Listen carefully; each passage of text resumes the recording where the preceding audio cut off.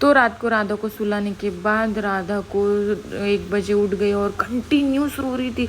2 बज गए, 3 बज गए, 4 बज गए, कंटिन्यूस रो रही थी, बिल्कुल शांत नहीं हो रही थी। 6 बज गए, 6:30 बज गए तो भी सो नहीं रही थी। फिर दिया लगाया भगवान के पास, उसको महादेव के ऊपर का पानी थोड़ा सा पिलवाया, बिल्कुल भी सो नहीं रही थी।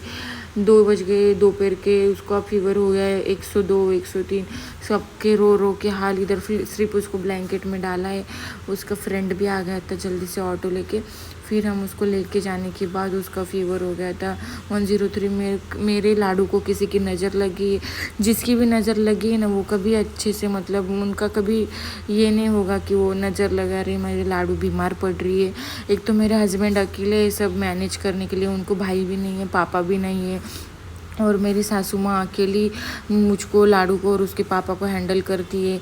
लिटरली हॉस्पिटल करने के लिए हमने मेरे सासू माँ के कान में के मतलब बेच दिए, लिटरली बेच दिए। अभी बनाए थे छोटे से ऊपर के कान में के और बेच दिए।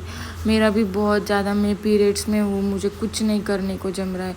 मेरा कुछ मतलब बैक पेन से लेके, मेरा हेडेक से लेके पूरे पेट में मेरे पूरा मतलब कुछ काम का नहीं हो रहा है। तो भी मैं लाडू के लिए उठ के फीड कर रही हूँ। दादी को भी शुगर है, दादी भी टेंशन में टाइम से टैबलेट नहीं ले रहे, कुछ भी नहीं, मतलब सिर्फ लाडू लाडू लाडू, टेंशन से कुछ नहीं सोच रहे। तो भी फेस पे स्माइल ला रहे हम कि लाडू के साथ थोड़ा सा हंस के बातें की तो मेरी लाडू जल्दी से रिकवर हो जाएगी।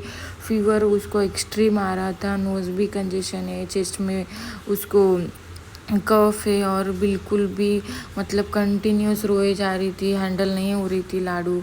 खाना लाया था, खाना भी हम खा नहीं पा रहे थे टेंशन से। रात के 2 बज रहे, 3 बज रहे तो भी उठ उठ के उसको देखना पड़ रहा है। खाना सिर्फ इसे ला के रखा था। उसके पापा 2 दिन बाद खाना खा रहे और मैं भी 2 दिन बाद खाना खा रही हूँ, दादी भी 2 दिन बाद खाना खा रही है। मतलब कोई भी स्टेबल नहीं है, और उसके पापा भी अकेले सब मैनेज करने के लिए। और लाडू की तबीयत ऐसे, घर में मनी इश्यूज़ है और लाडू की तबीयत ऐसे सडनली ख़राब हो गई। बिल्कुल भी मतलब उसके पापा लिटरली नॉन स्टॉप रोए जा रहे, कोई उनके पास नहीं रहा तो वो रोते because of extreme money problem हो रहा है। मतलब कोई नहीं है ना, ना भाई है ना पापा है, सिर्फ मम्मी है मैनेज करने के लिए। मम्मी ने इयररिंग्स दे दिए हमको कि जाओ उसके ट्रीटमेंट के लिए पैसे लेके आओ करके। कुछ मतलब कुछ भी स्टेबल नहीं चल रहा है। ऊपर से इसको नज़र किसकी लग गई पता नहीं। मेरी राजा बेटा बहुत ज़्यादा बीमार है, मतलब एक्सट्रीम बीमार है।